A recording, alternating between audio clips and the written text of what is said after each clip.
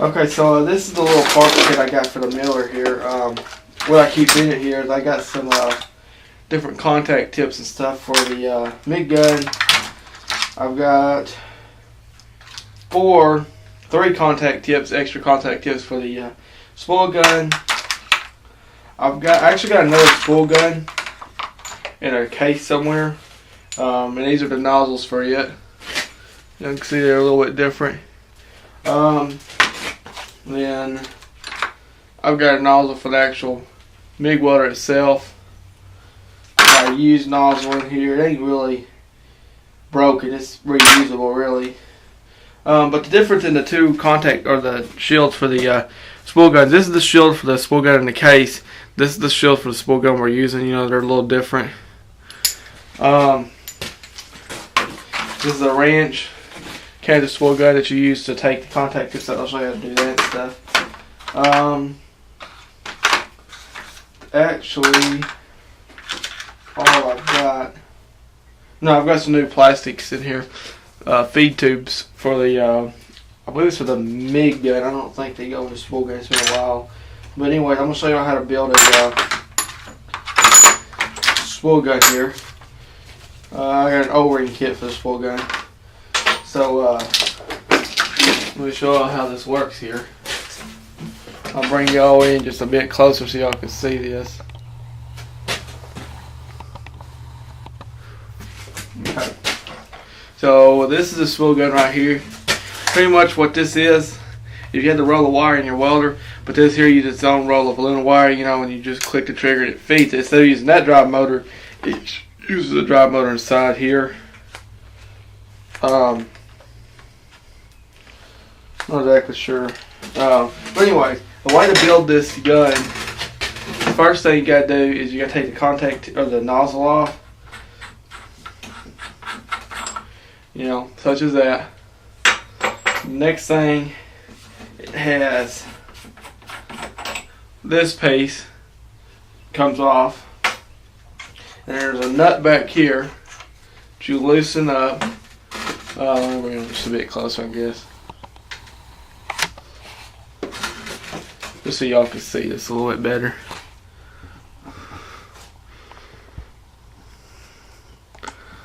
Okay. There's a nut right here that you loosen off, and then this here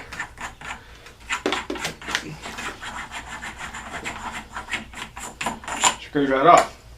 Next thing you gotta do is there's this little black door right here. Y'all can see. There you go.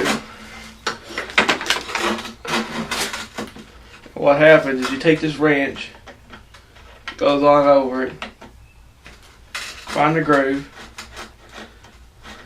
this little black thing comes off, your contact tip just slides right on out, and you can actually,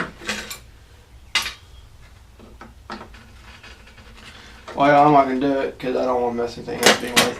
You guys can pull this out. This tube here is good for 30 thousandths or 35 thousandths of wire. If you go any bigger than that, you kind of change this out. It comes with another one. It's actually in that kit. But anyways, now to rebuild one, is you take your contact tip here, and it goes on over your wire in the tube. This little nut here gets screwed on. You take this wrench, goes on over the, finds the groove, then you put a lot of torque on it, just enough. This goes on. This is actually how you adjust your stick out. I shut it all down, then you run that nut up, ties it down. Then you take this, screws on, and I'll show you. I'll see these tips here are too small to go on this spool gun, so you know you use these. It screws down, thing's good and tight. There's your spool gun. Yeah. So yeah, see y'all back out here. So yeah, that's your spool gun. The way the wire works, I'll show you what it looks like here. So a nut comes off, and there's your roll of wire. Essentially, you know.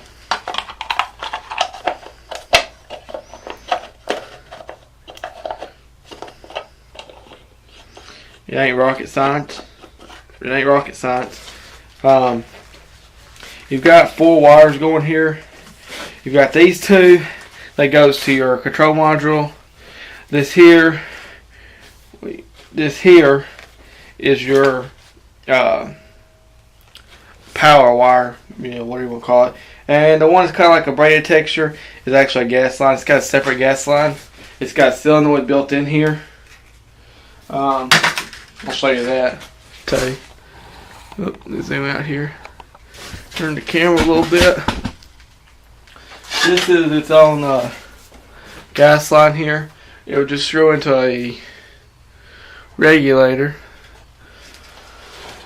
such as this, for an argon bottle. You don't use mixed gas because it's just like when you're doing TIG welding. You use only argon for aluminum.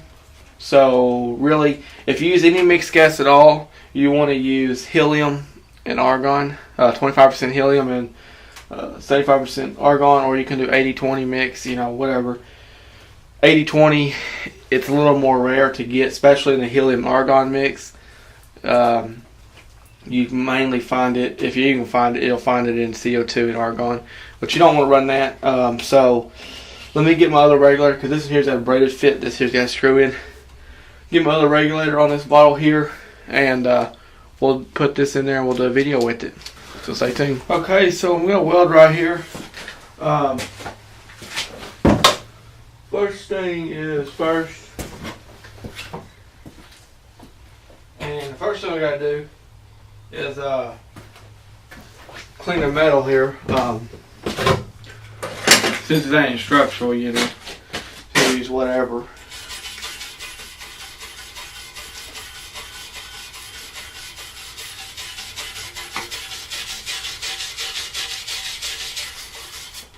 If this was something really important, I probably would be using the brushes I use for everything else.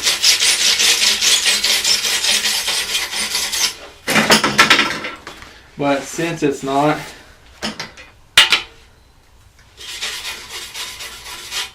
it really don't matter. But you can see it in the picture that we're going to do some welding. That on. Try this out. I ain't done this in a while, so you know,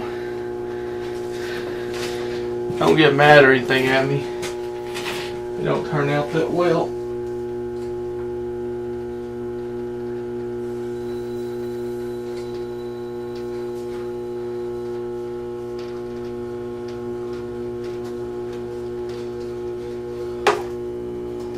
That up.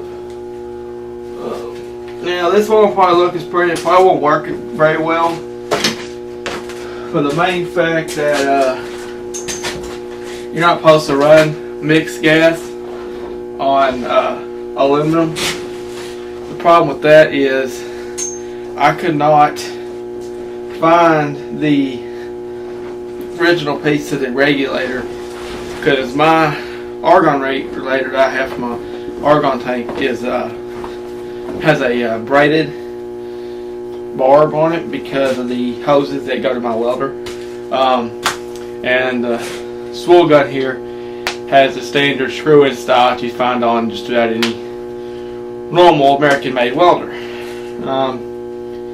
So for that simple fact, I just screwed it into the 25 or 75-25 tank and do it that way.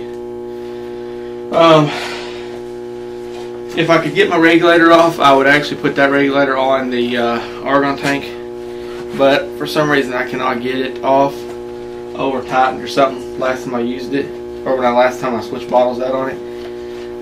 So I can't get the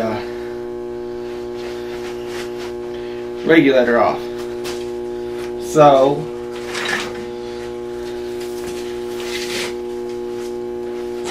get like this. Weld right here.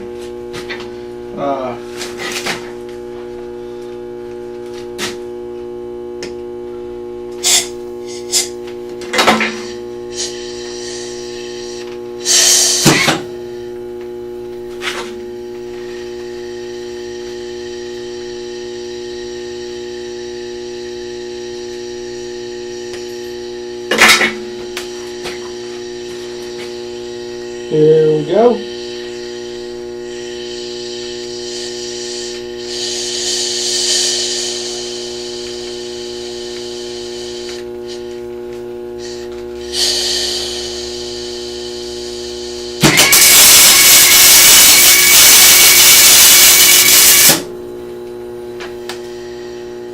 Probably a bit hot. Knock her down one more notch.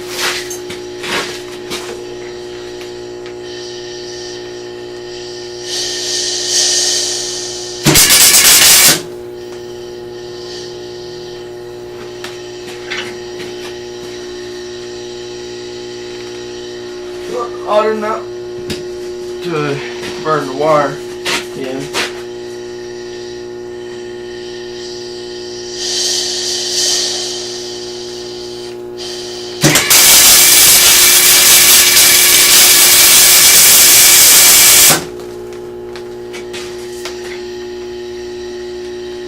Well, y'all can see what it looks like there.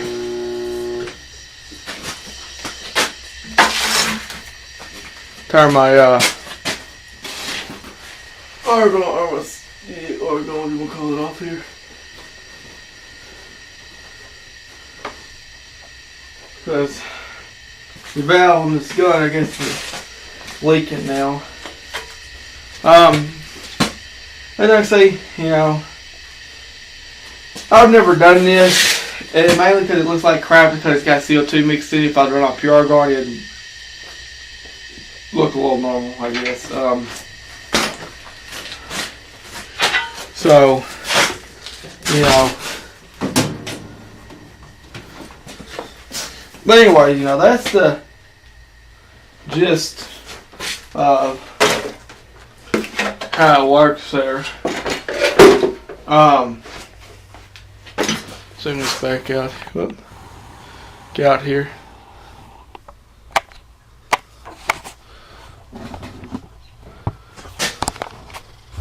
So, you know, that's somewhat what it kind of looks like there.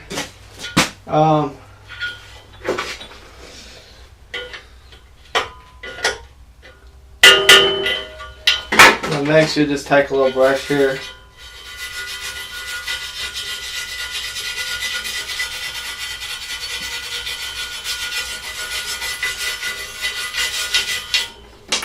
Just run it over like that. Good to go. A